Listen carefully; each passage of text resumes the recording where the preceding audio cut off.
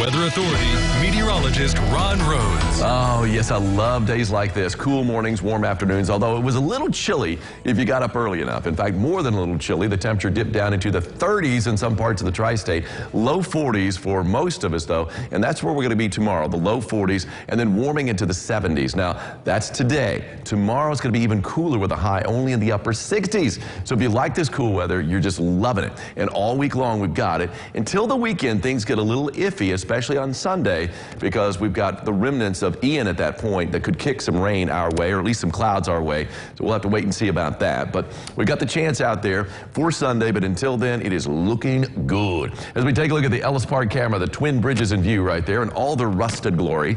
And you got a little bit of bird action going on, too. The traffic is moving nicely. All 4 lanes open for business. Love that. And now let's take a look at a few other tower cam stops. Downtown Owensboro, it's rocking in Owensboro right now. That wind, man, I'm telling you, it is. It's kicking pretty good. And I told you about the ripples that it creates. It's basically a west wind or a west-northwest wind, but it's pushing the water, at least the top of the water, against the flow, which is in front of the Owensboro riverfront, of course, from east to west. So a really cool shot right there from our roof claim camera on top of the Hampton Inn. And from Deaconess Gateway, the complex there, just inside Warwick County, looking out toward the east side of Evansville. The traffic on 69 and 66, everything's hopping. It's lunchtime. I'm sure a lot of people going to get some grub right there. And then the strip in Henderson. And you can see some pops of color out there. That's pretty cool as, you know, we get closer and closer to October. And that's generally when we peak. And if we keep this kind of weather, and we are looking pretty good even into next week, early next week for the fall festival. It looks like this. Cool mornings, warm afternoons, plenty of sunshine.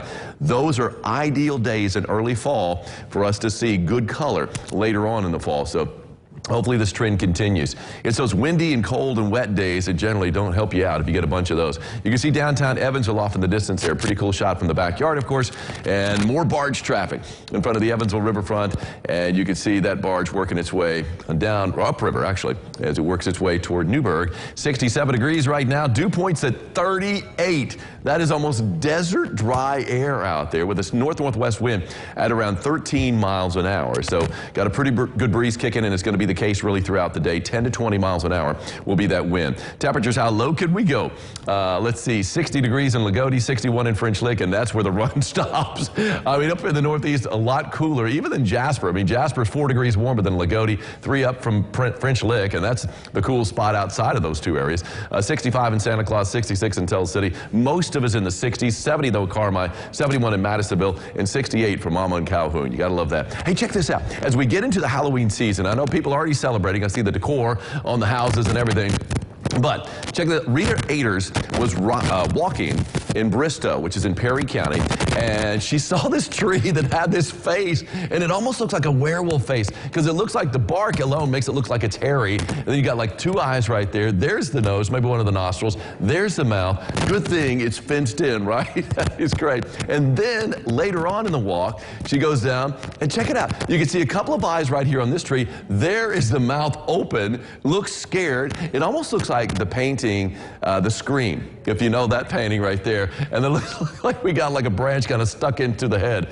That is creepy too. And look at that, almost looks like it's praying. Wow, another creepy tree there. Lots of creepy trees for the Halloween season there in Bristow. Thank you, Rita.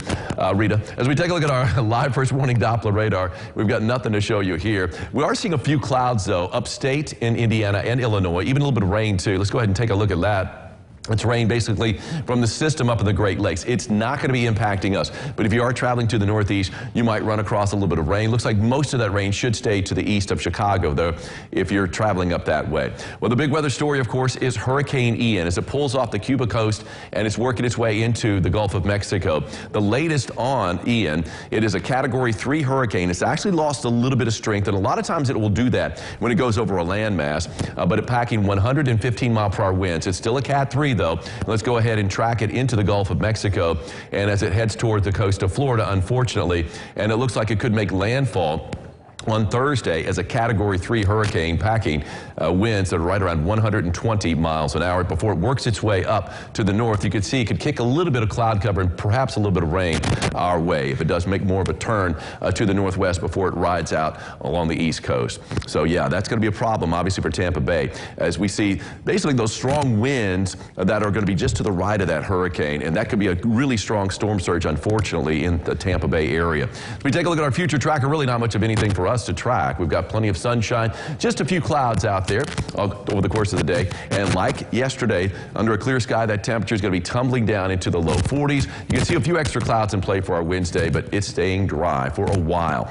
72 degrees for a high today with plenty of sunshine, pretty good breeze out there from the west-northwest at 10 to 20 miles an hour. And as we take a look at the 3-degree guarantee, I called for a high yesterday of 74 degrees, got up to 72 degrees. That's a 3-degree guarantee winner. Let's hear it for Gabrielle Steve. Gabrielle, congratulations, Gabby. You've got yourself an umbrella, courtesy of Ackerman Chiropractic. And now we'll take a look at the 7-day forecast. Doesn't get a whole lot better than this weather-wise. We've got a lot of wind out there. We've got some breezy days headed our way. Temperature high 72 today, even cooler tomorrow with a high of 68. We get some reinforcing Canadian air that I know Angie loves so much.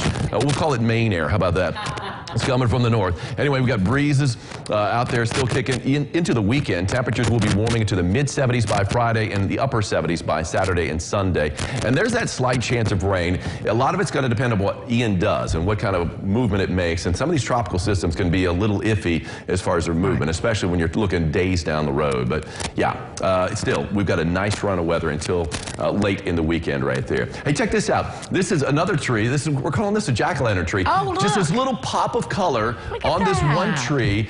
Sharon Wilson saw this, and it looks like a little jack-o'-lantern sticking its face out from the tree. But that's actually just leaves that have changed color right there. Pop, pop, there are the two eyes, there's the nose, and there's the mouth. That is pretty awesome stuff right there. Sharon Wilson with what we're calling, at least for a little while before the rest of the tree starts to change, the jack-o'-lantern tree. I love it. I love it. Hey, there's a new booth at the Fall Festival. We're going to taste some of the wonderful food coming up next.